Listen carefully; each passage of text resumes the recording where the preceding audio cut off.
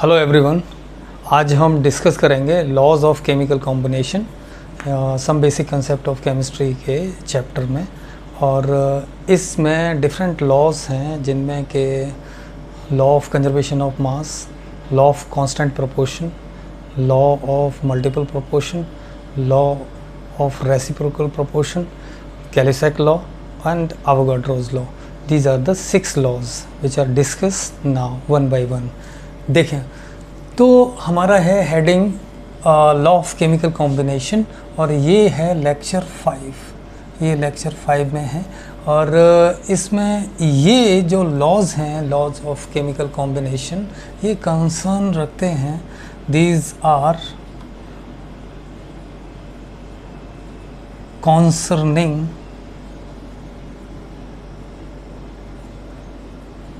with composition of mass,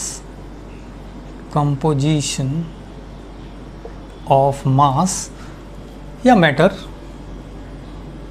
composition of mass या matter and chemical reaction.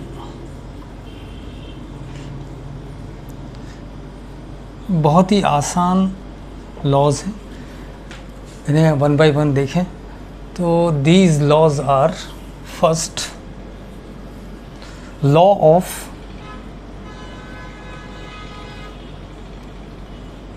Conservation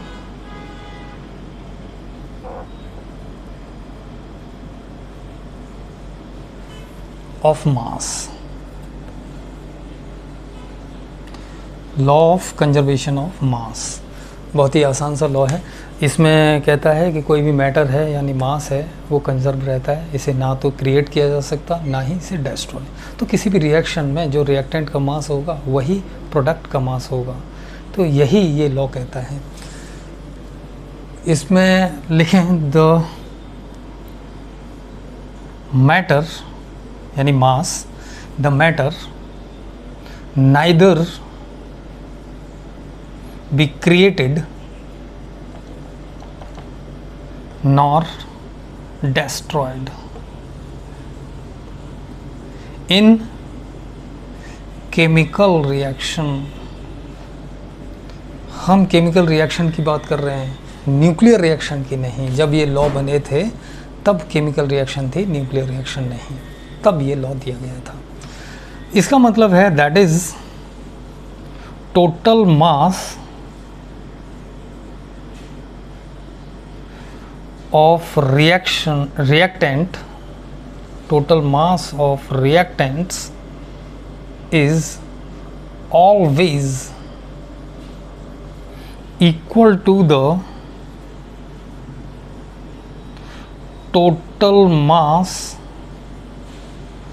of products। इसके बराबर होगा,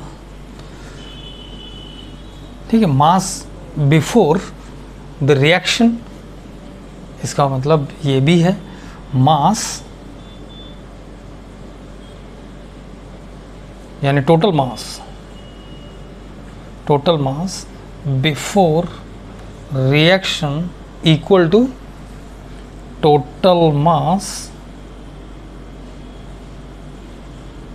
after reaction. एक example से समझें।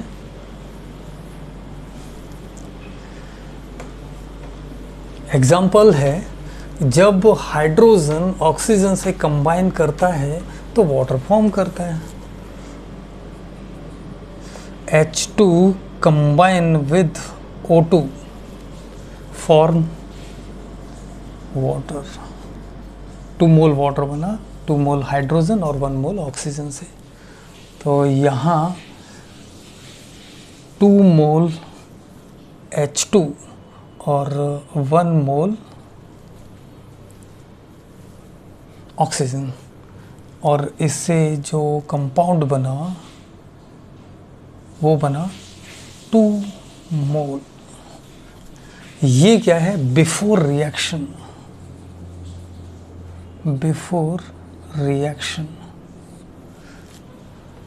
यहाँ वाटर कितना बना? नहीं बना था जब रिएक्शन स्टार्ट हो रही थी, और आफ्टर रिएक्शन जब रिएक्शन कंप्लीट हो गई तो H2 क्या हो गया, नील हो गया, और ऑक्सीजन क्या हुआ, नील हो गया, और वाटर कितना बन गया, 2 मोल। तो हमने हाइड्रोजन कितना लिया, 2 मोल, और 2 मोल का मास कितना होता है, 2 into molar mass of the hydrogen is a 2 multiplied by 2, इतने ग्राम हमारे पास H2। ऑक्सीजन कितना है, 1 मोल, 1 multiplied by molar mass of the oxygen. Oxygen का मोलर मास कितना है, 32 का मतलब atomic mass of oxygen is 16, उसे मल्टीप्लाई 2 से करो तो ये 32, इतना हमारे पास ऑक्सीजन है। जब ये कंबाइन करके बनाता है वाटर तो ये बना 2 मोल, तो 2 मल्टीप्लाइड बाई कितना, हाइड्रोजन कितना है 2, 1 है ऑक्सीजन, तो ऑक्सीजन 16, हाइड्रोजन 1 + 1, तो ये हो गया 18 से मल्टीप्लाई कर दो, इन दोनों को ऐड करें 4 + 32, तो ये कितना हो गया 36 ग्राम हमारा क्या था, रिएक्टेंट, और यहाँ पर 18 मल्टीप्लाइड बाई 2 तो 36 बना हमारा वाटर। तो जितना रिएक्टेंट था उतना ही वाटर बन गया, प्रोडक्ट बन गया। तो ये क्या है, लॉ ऑफ कंजर्वेशन ऑफ मास। ये बात समझ में आई होगी, जो जितना रिएक्टेंट लेते हैं उतना ही मास का प्रोडक्ट बनता है। 36 हमने क्या लिया, हाइड्रोजन प्लस ऑक्सीजन, और वाटर कितना बना, 36 ग्राम। तो नेक्स्ट लॉ जो इसमें आता है वो है, सेकंड लॉ है लॉ ऑफ कांस्टेंट और definite proportion.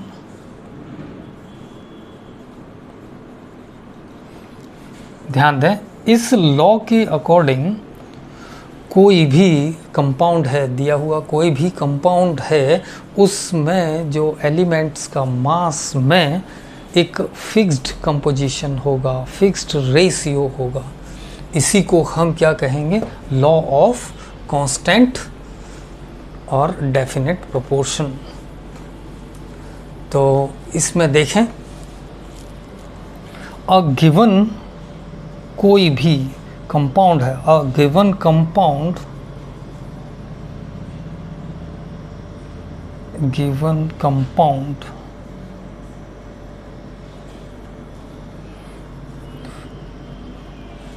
always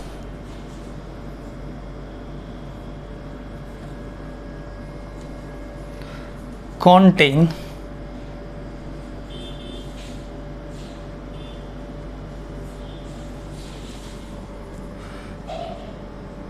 fixed proportion, fixed composition, यानी proportion, fixed composition of mass of their elements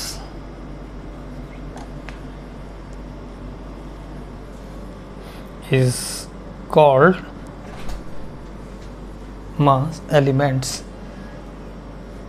irrespective of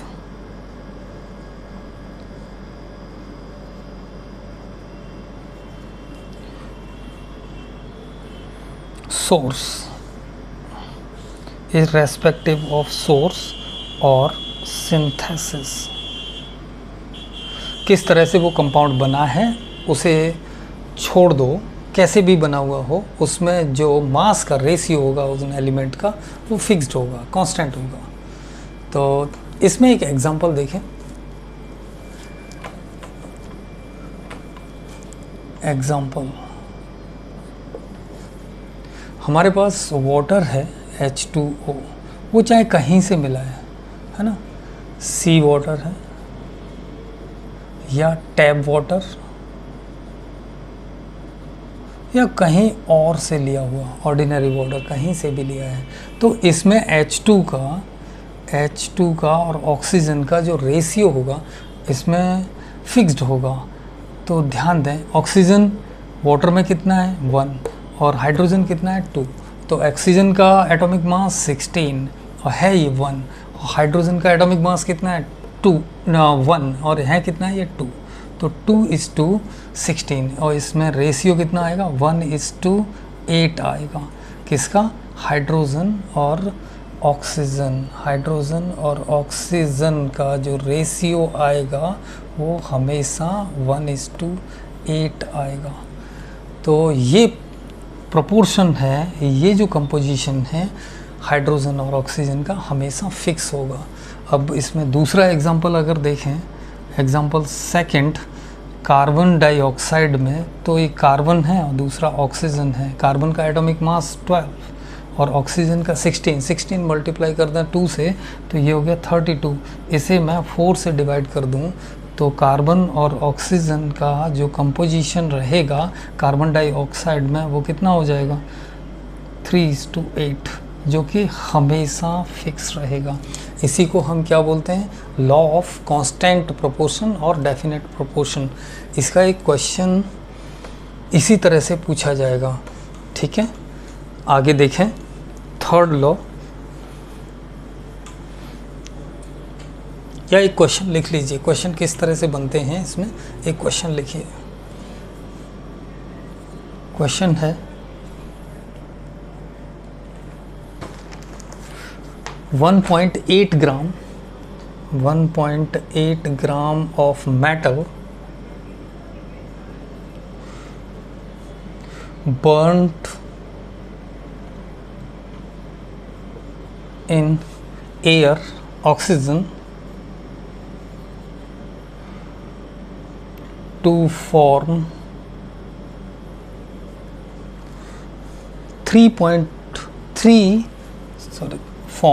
3 gram of metal oxide.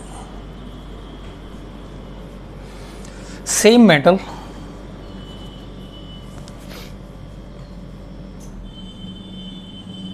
same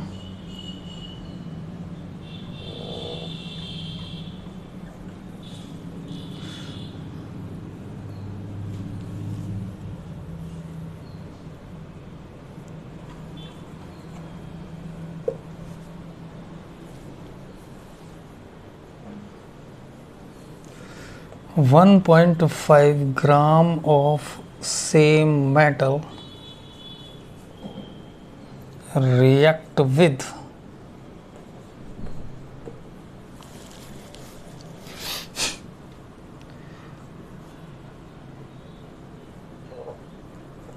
steam to form 1 gram of metal oxide. Metal oxide.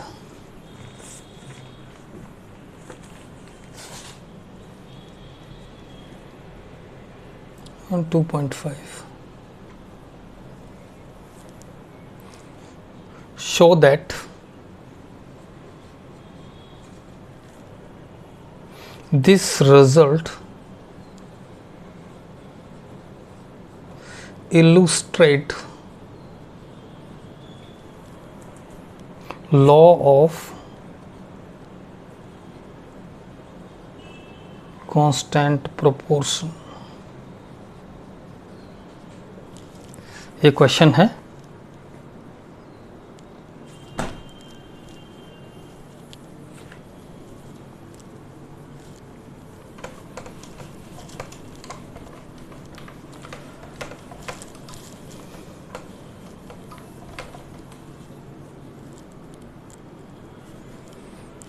देखें, एक metal है जो oxygen से combine की NO2, इसने बनाया M2ON।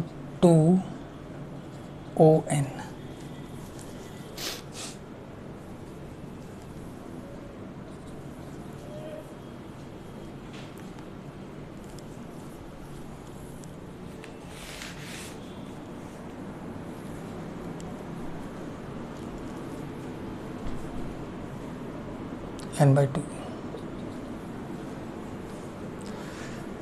ध्यान दें मेटल कितना है 1.8 ग्राम, और कंबाइन करके इसने जो मेटल ऑक्साइड बनाया वो बनाया 3 ग्राम। तो इसमें ऑक्सीजन कितना कंबाइन किया 1.2 ग्राम। ये हमारा एक्सपेरिमेंट फर्स्ट, और इसमें मेटल अपॉन ऑक्सीजन का जो रेशियो आया तो 1.8 डिवाइडेड बाई 1.2, इसका मतलब है ना 3:2 का रेशियो आया। जो हमारे मेटल है और ऑक्सीजन का रेशियो है 3/2 का। एक्सपेरिमेंट सेकंड देखें, इसमें मेटल रिएक्ट करती है वाटर से, H2O, इसमें मैंने N लिया ऑक्सीजन, और इट विल फॉर्म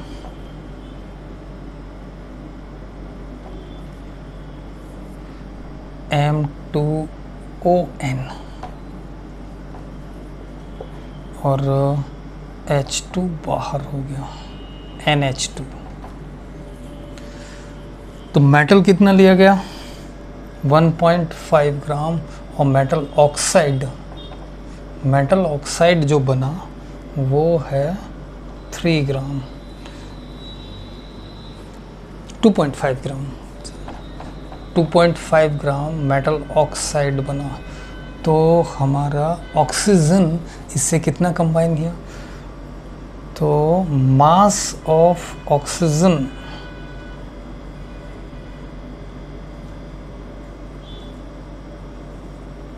ये मेटल ऑक्साइड 2.5 माइनस मेटल कितना है 1.5, तो हमारा ऑक्सीजन का मास कितना आया 1 ग्राम। तो यहाँ मेटल बाई ऑक्सीजन का जो रेशियो आया 1.5 डिवाइडेड बाई 1, तो ये भी 3/2 हुआ। इसका मतलब ये कांस्टेंट प्रोपोर्शन या कांस्टेंट कंपोजिशन को फॉलो कर रहा है, इलस्ट्रेट कर रहा है। ठीक है, तो नेक्स्ट लॉ देखें। Next law of multiple proportion.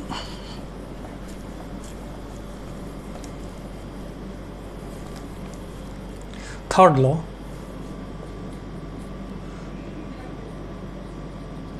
Law of multiple proportion.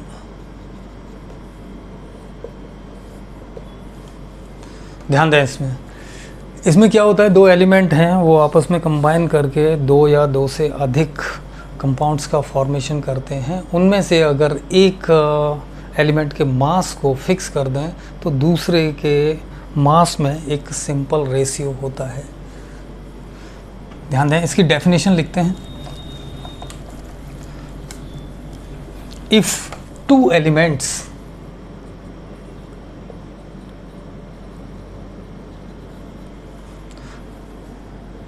combine to form two or more than two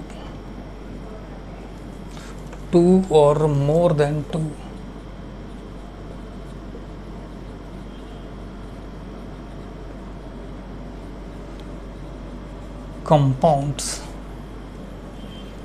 mass of one element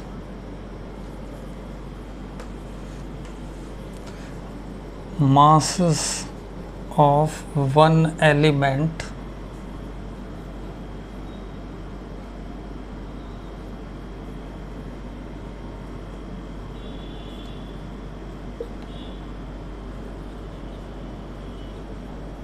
combine with fixed mass of other element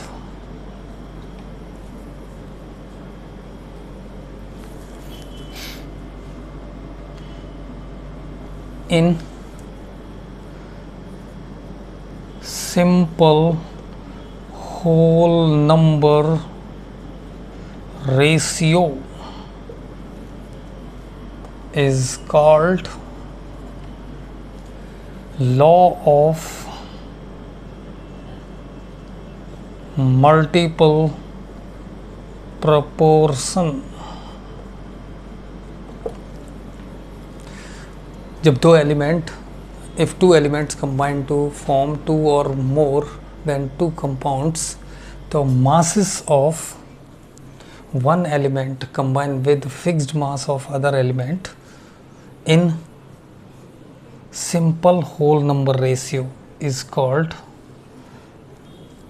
law of multiple proportion। इसका एक example देखें। Example first, दो हैं, carbon and oxygen है, ये दो compound form करते हैं। वन है कार्बन मोनोऑक्साइड, अदर है कार्बन डाइऑक्साइड। तो कार्बन का जो मास है वो 12 और इसके कितने मास से कंबाइन कर रहा है? 16 से। और 12 ग्राम कार्बन कंबाइन कर रहा है 16 ग्राम ऑक्सीजन से। तो इसमें 12 ग्राम कार्बन कितने से? 32 ग्राम ऑक्सीजन से। तो ध्यान दें 32 ग्राम ऑक्सीजन से ये कंबाइन कर रहा है। इसका मैंने कार्बन का मास फिक्स कर दिया 12 ग्राम। तो ऑक्सीजन कितना कंबाइन हुआ? 16 कार्बन मोनोऑक्साइड में। और कार्बन डाइऑक्साइड में कितना कंबाइन हुआ? 32। तो ऑक्सीजन यहाँ कार्बन, मास ऑफ कार्बन कितना है? 12। तो मासेस ऑफ ऑक्सीजन, ऑक्सीजन कितना होगा? 16 और कितना है? 32। और इनमें क्या होगा? एक रेशियो होगा, सिंपल रेशियो। तो कितना कितना? 1:2 का रेशियो। ठीक इसी तरह से दूसरा एक और एग्जांपल देखें। नाइट्रोजन है, ऑक्सीजन से कंबाइन करता है तो डिफरेंट नाइट्रोजन ऑक्साइड्स बनाता है ना। हमारे पास है एग्जांपल सेकंड, इसमें नाइट्रोजन है और ऑक्सीजन है।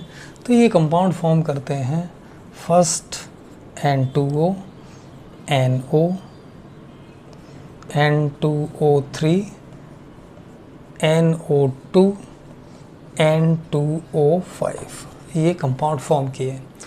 तो देखो इसका कितना है?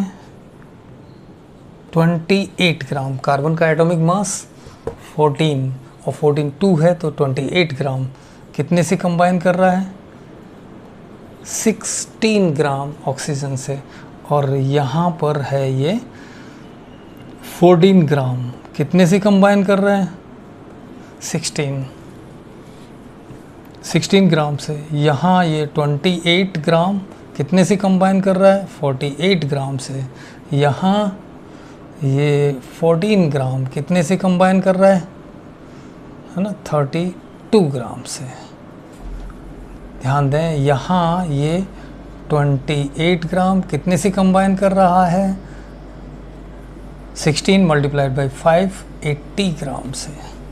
तो ध्यान दें यहाँ पर ये कितना? 28 से 16 ग्राम, लेकिन ये 14 है तो फिक्स्ड हमें अमाउंट किसका करना है? नाइट्रोजन का।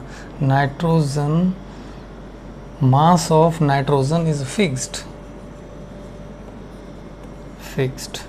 मैंने ये नाइट्रोजन का मास फिक्स्ड कर दिया। कितना है? 28 ग्राम। ठीक है। तो मासेस ऑफ ऑक्सीजन में एक सिंपल होल नंबर रेशियो होगा। तो यहाँ मैं 28 करूँ इसे, अगर मैंने 28 ग्राम इसका लिया तो ये कितना हो जाएगा? 32 ग्राम। ये 32 ग्राम हो गया। ये 28 है तो इसका ये 48 से कंबाइन कर रहा है। ये 14 32 से कर रहा है, इसे मैं 28 ग्राम फिक्स कर रहा हूँ। तो ये कितना हो जाएगा? 28 ग्राम हमारा फिक्स हुआ तो ये हो गया 64 ग्राम ऑक्सीजन का। और ये 28 है और ये 80 ग्राम से। तो यहाँ पर मासेस ऑफ ऑक्सीजन कितना होगा? इसका कितना है? 16, दूसरा 32 तीसरा 48 और 48 के बाद 64 और फिर क्या है 80। और इसमें एक सिंपल होल नंबर रेशियो आ रहा है, 16 से इसे डिवाइड कर दो, 1:2:3:4:5। ये एक रेशियो आया जो कि ये किस लॉ को फॉलो कर रहा है, मल्टीपल प्रोपोर्शन को। ये हमारा थर्ड लॉ। और इसमें फोर्थ लॉ जो आएगा वो होगा लॉ ऑफ रेसिप्रोकल प्रोपोर्शन। तो नेक्स्ट देखिए, law of reciprocal proportion, note कर लें इसे। फोर्थ लॉ है, ये एनसीईआरटी में नहीं है लेकिन क्वेश्चंस इसमें से रहते हैं, तो इसे समझें। लॉ ऑफ रेसिप्रोकल प्रोपोर्शन, इसमें क्या है, 3 एलिमेंट होते हैं। जब 2 एलिमेंट किसी थर्ड एलिमेंट के फिक्स्ड मास से कंबाइन करते हैं तो उनका आपस में जो कंबाइनिंग का रेशियो है और किसी थर्ड एलिमेंट के से कंबाइन का रेशियो, वो उनमें जो रेशियो बनता है वो एक सिंपल मल्टीपल में होता है, या तो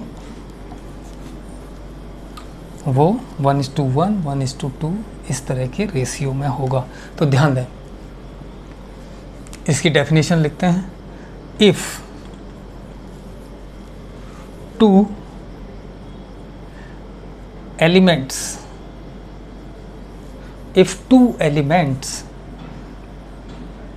combine with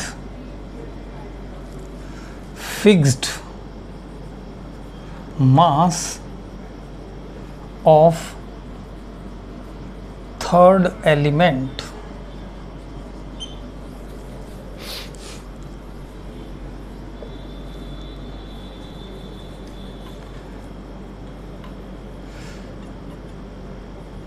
the ratio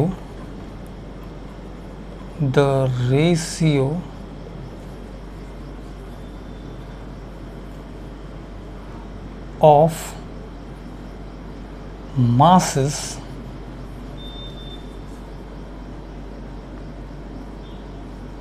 either same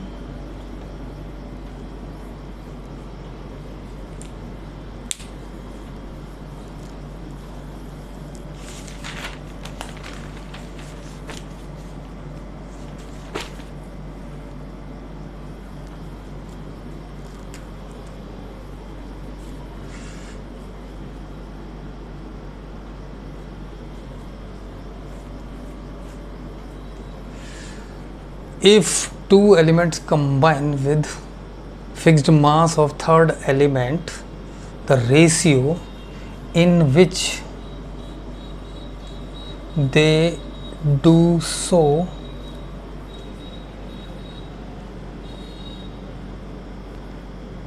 either in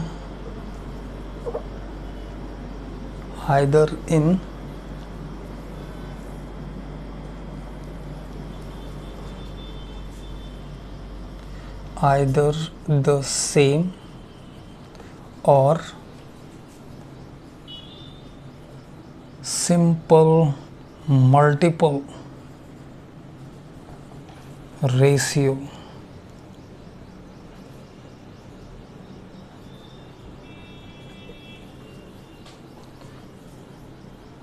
by mass in which they combine.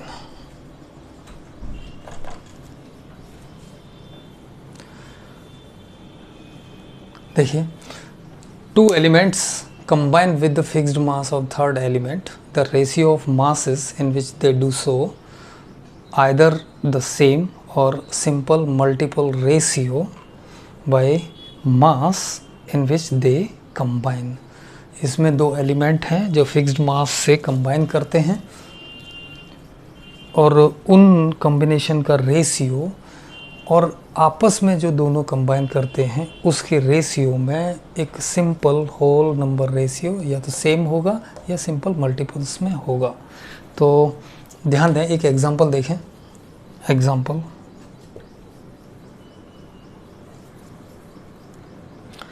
यहाँ हमारे पास है हाइड्रोजन लें, हाँ ठीक है, चलो, या कार्बन ले लेते हैं, कार्बन, और है हमारे पास ऑक्सीजन। ये दो एलिमेंट हैं और हाइड्रोजन से ये कंबाइन कर रहे हैं, तो इसने बनाया CH4, और ऑक्सीजन जब कंबाइन कर रहा है हाइड्रोजन से तो इसने बनाया H2O, और H2O में, और ये आपस में दोनों कंबाइन किए तो इन्होंने बनाया CO2। कार्बन जब हाइड्रोजन से कंबाइन कर रहा है तो कार्बन का 12 ग्राम हाइड्रोजन से कितना कंबाइन कर रहा है, 4 ग्राम से, ठीक है। इसके फिक्स्ड अमाउंट से, कार्बन और ऑक्सीजन इसके फिक्स्ड अमाउंट से कंबाइन कर रहे हैं। तो ऑक्सीजन इसके कितने, ऑक्सीजन कितना है, 16 ग्राम, और इससे कितने से कंबाइन कर रहा है, 2 ग्राम से। तो हमें क्या लेना है, ये फिक्स्ड लेना है। तो इसका 4 ग्राम कितने से कंबाइन कर रहा होगा, 32 ग्राम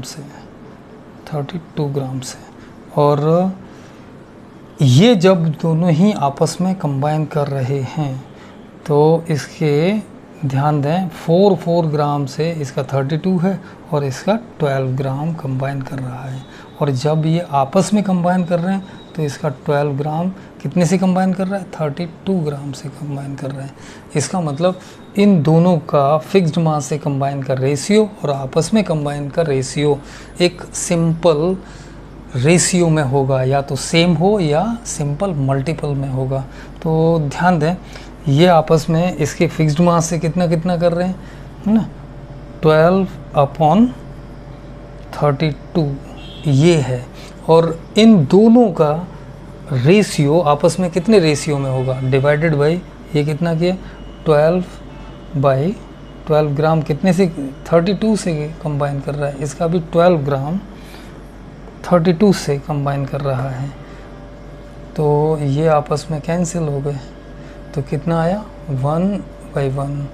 तो इसमें जो रेशियो आ रहा है 1:1 का आ रहा है, सेम रेशियो होगा या सिंपल मल्टीपल्स में होगा। आगे का देखें कि ये आपस में जो कंबाइन कर रहे हैं, इसे फिर से एक बार समझ लें। जब दो element fixed amount of the third element से कंबाइन कर रहे हैं, इसका कार्बन और ऑक्सीजन हाइड्रोजन के फिक्स्ड अमाउंट 4 ग्राम से कंबाइन कर रहा है, तो इसका कार्बन का कितना है, 12, और ऑक्सीजन का कितना है, 32, तो 12/32। और ये जो आपस में कंबाइन करेंगे तो उसमें जो रेशियो होगा या तो सेम होगा या सिंपल मल्टीपल्स में होगा। तो ये 12 ग्राम 32 से ही कंबाइन कर रहा है, तो रेशियो 1:1 का आया। तो यही चीज़ कह रहा है वो कि the ratio of the masses in which they do so either the same और सिंपल मल्टीपल रेशियो, है ना, by mass in which they combine. तो एक और एग्जांपल देखें। नाइट्रोजन है वो ऑक्सीजन से कंबाइन करता है और हाइड्रोजन से भी कंबाइन करता है। तो यहाँ पर हमारा है नाइट्रोजन और इधर है ऑक्सीजन, और ये कंबाइन कर रहे हैं हाइड्रोजन से।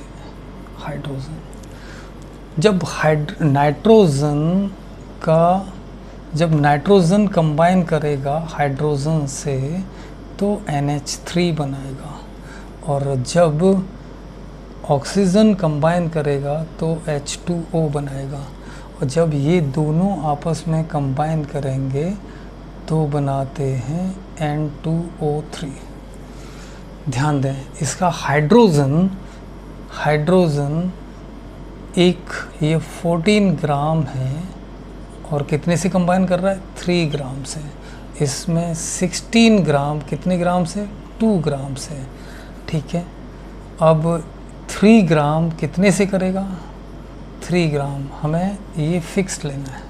3 ग्राम कितने से, तो ये हो गया 24 ग्राम से, 24 ग्राम से। तो इनमें आपस में रेशियो है ना। रेशियो कितना आएगा 14 डिवाइडेड बाई 24, 14/24, और इसे मुझे इनके आपस में रेशियो से ये डिवाइड कर देना है।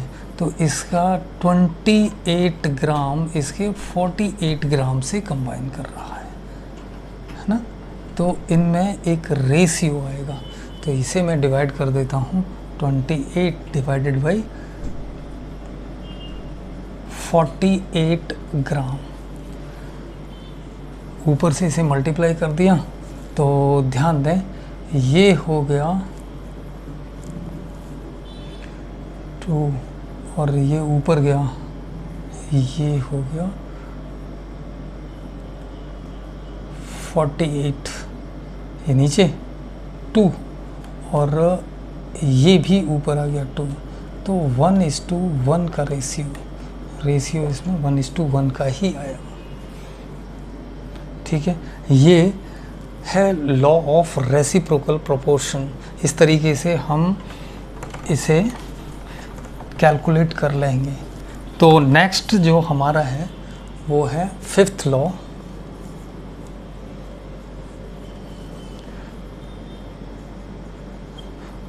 ऑफ, ये है Gay-Lussac law of combining volume, Gay-Lussac law of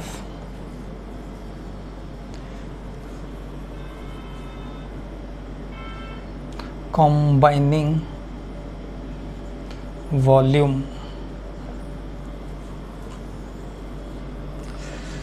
ध्यान दें इसमें रिएक्टेंट ऑन प्रोडक्ट दोनों ही गैसियस हैं, तो इनमें जो इनके वॉल्यूम में एक सिंपल रेशियो होगा। तो देखें इसे, the gaseous reactants combine to form gaseous product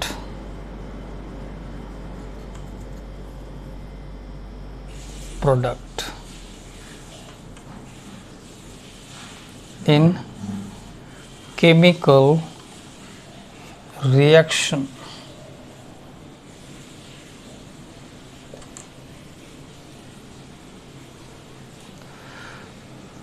The volumes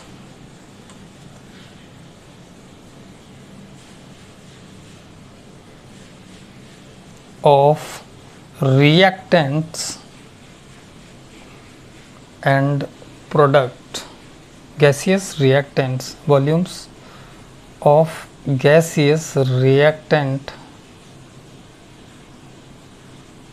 and products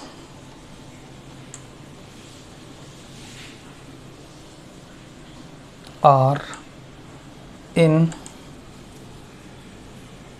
simple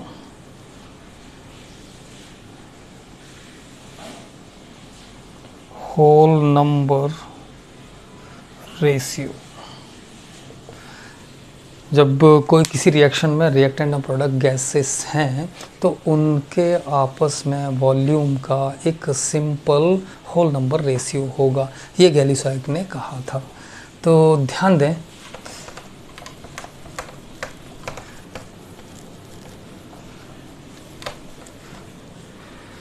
H2 gas है, इसका एग्जांपल H2 गैस होती है और ये कंबाइन कर रही है क्लोरीन से, क्लोरीन भी एक गैस है और बन रहा है HCl जो कि गैस है, और इसका 1 मोल, इसका 1 मोल, इसके 2 मोल बनाता है।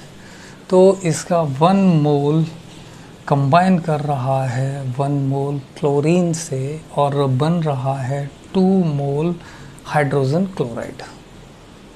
समझें, यहाँ अगर हम देखें ratio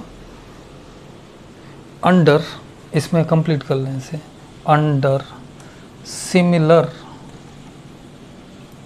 condition of temperature and pressure। Temperature और प्रेशर की सिमिलर कंडीशन होनी चाहिए, टेम्परेचर और प्रेशर कांस्टेंट होनी चाहिए। टेम्परेचर एंड प्रेशर क्या है, फिक्स्ड है, कोई चेंज नहीं है, तब क्या होगा, यानी कांस्टेंट है, फिक्स्ड मतलब कांस्टेंट। तो PV is equal to nRT, ये क्या है, कांस्टेंट है, ये भी कांस्टेंट है, ये भी कांस्टेंट है।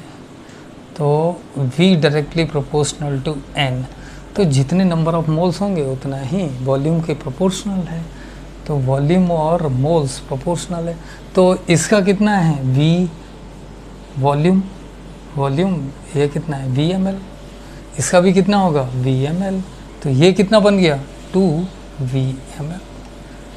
तो इसमें जो रेशियो आएगा वो कितना होगा, 1:1:2 का, जो कि क्या है, सिंपल होल नंबर रेशियो है under the similar condition of temperature and pressure. तो सेकंड एग्जांपल इसका देखें, जब नाइट्रोजन हाइड्रोजन से कंबाइन करता है तो बनाता है अमोनिया, और नाइट्रोजन भी गैस है, हाइड्रोजन भी गैस है और अमोनिया भी गैस है। तो रिएक्टेंट क्या है इसमें, नाइट्रोजन और हाइड्रोजन, और प्रोडक्ट क्या बन रहा है, अमोनिया। तो इनमें जो वॉल्यूम का रेशियो होगा वो कैसा होगा, फिक्स होगा। तो यहाँ हम एग्जांपल सेकंड ले रहे हैं, इसमें नाइट्रोजन N2 क्या है, गैस है, और ये कंबाइन किससे कर रहा है, H2 जो कि गैस है, और ये आपस में मिलकर क्या बना रहे हैं, NH3। तो ध्यान दें, रिएक्शन को बैलेंस करें, ये 3 है तो ये 2 हो गया, ठीक है। तो इसका कितना है, 1 मोल, इसका कितना है, 3 मोल, इसका कितना है, 2 मोल, और ये कितना है, VmL, और इसका कितना होगा, 3V, और इसका कितना होगा, 2V। तो इसमें रेशियो कितना होगा, 1:3:2। तो ये क्या है, गैली-सॉइक का लॉ है, इनमें वॉल्यूम का रेशियो क्या है, सिंपल होल नंबर्स में है। तो ये हमारा गैली-सॉइक का लॉ है, जिसके 2 एग्जांपल। और नेक्स्ट है एवोगाड्रोस लॉ। एवोगाड्रो लॉ को समझें।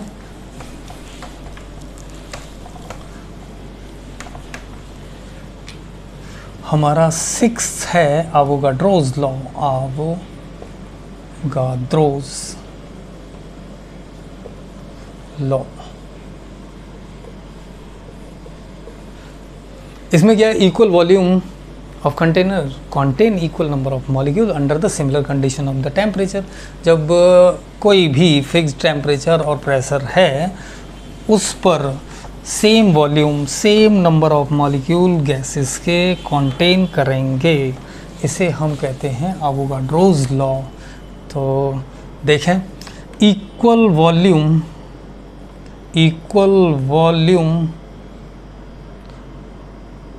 contain equal number of molecules, equal number of molecules of gases, of any gases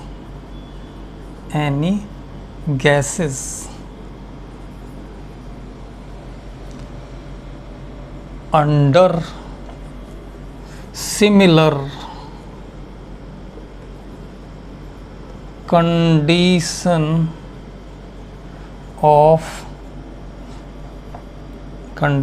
of temperature and pressure।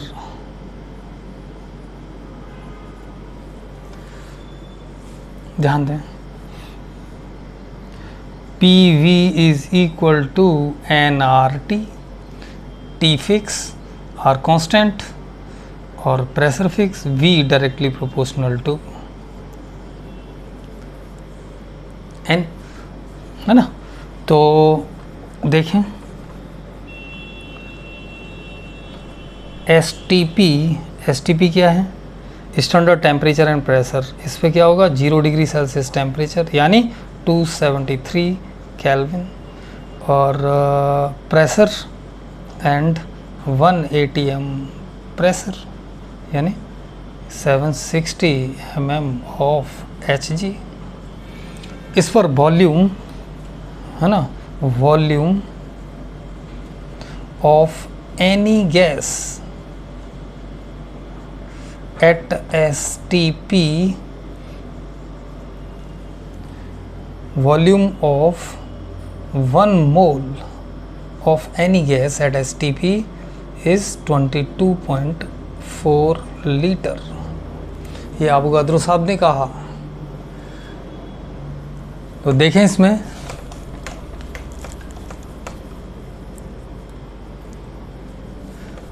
किसी भी कोई भी gas, any gas contain 1 mole at STP equal to 22.4 litre, इतना होगा। कोई भी गैस जब हमारे पास 2 मोल हैं उसके,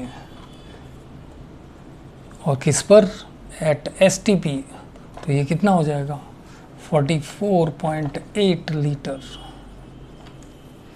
और अगर वो हाफ मोल है तो कितना हो जाएगा, है ना, 11.2 लीटर। इसका मतलब कि कोई भी गैस का 1 मोल है वो 22.4 लीटर STP पे करेगा। STP कितना है, 1 एटमॉस्फेयर प्रेशर और 273 केल्विन टेम्परेचर। तो ये थे आपके सभी 6 लॉज और इससे रिलेटेड ये सारी चीज़ें, और ये आपने होपफुली नोट कर लिए होंगे। चलिए इसके लिए इतना ही। आगे हम इससे रिलेटेड, ये 1 मोल है तो मोल में कितना वॉल्यूम है और कितना उसका अमाउंट होगा और कितने नंबर ऑफ मॉलिक्यूल्स होंगे, कितना उसमें एटम्स होंगे, कितने इलेक्ट्रॉन्स होंगे, कितने प्रोटॉन्स होंगे, इस सब का कैलकुलेशन मोल कंसेप्ट में करते हैं। नेक्स्ट हम मोल कंसेप्ट में ये चीज़ें कवर करेंगे। ठीक है, आगे देखें और सब्सक्राइब करें, अपने दोस्तों को भेजें।